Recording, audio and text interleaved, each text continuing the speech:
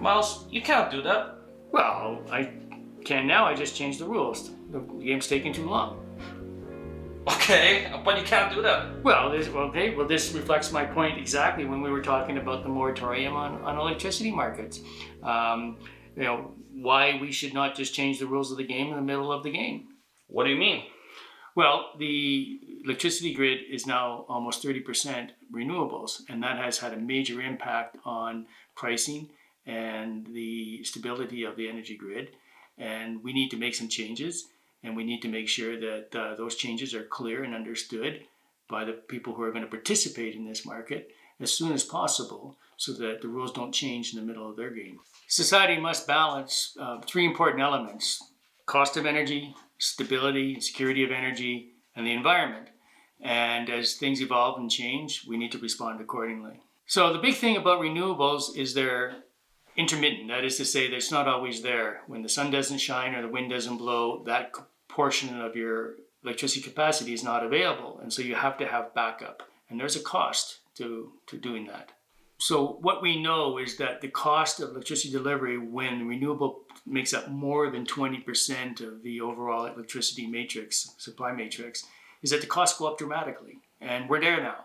And so we have to make some adjustments and some policies to make sure that that cost structure is not too high for consumers.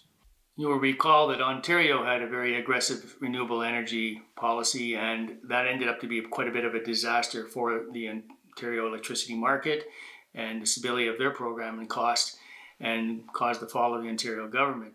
And now we have a situation where Ontario is doubling down on nuclear energy. That is going to be a little bit different for us, but nonetheless, what we have to do is we have to respond to the reality of a large renewable portion in our electricity grid and make some wise decisions on how we move forward. Are you saying the renewables are cheap cause of those increases? Not necessarily. They contribute to cost increases, but we must be looking forward, and there's a number of elements to this. We need a new market framework that addresses competition and encourages supply for the next 20, 30 years. Plus, we don't want potential new entrants before we have made the necessary changes. They will accuse the government of changing the rules, like you just did with our chess match. What do you say to those who argue that some of those cost increases are a result of previous government policies? Well, possibly, but let's keep some things in mind. Since 2010, Alberta is responsible for almost half of all CO2 emission reductions in Canada. At the same time, in 2022, 75% of all renewable capacity projects in Canada were in Alberta. So a lot has changed and a lot has happened. And there are cost increases in a number of areas, certainly generation, but also transmission, distribution. And there are issues related to storage and issues related to interconnections with other jurisdictions. So the game has changed, things have evolved, and we need to be able to respond to those so that players in the market know what the rules are going forward.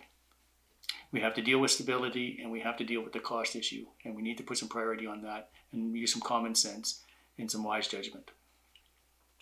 Okay, welcome back to the game. Your move, Myles. All right, okay. Ha ha!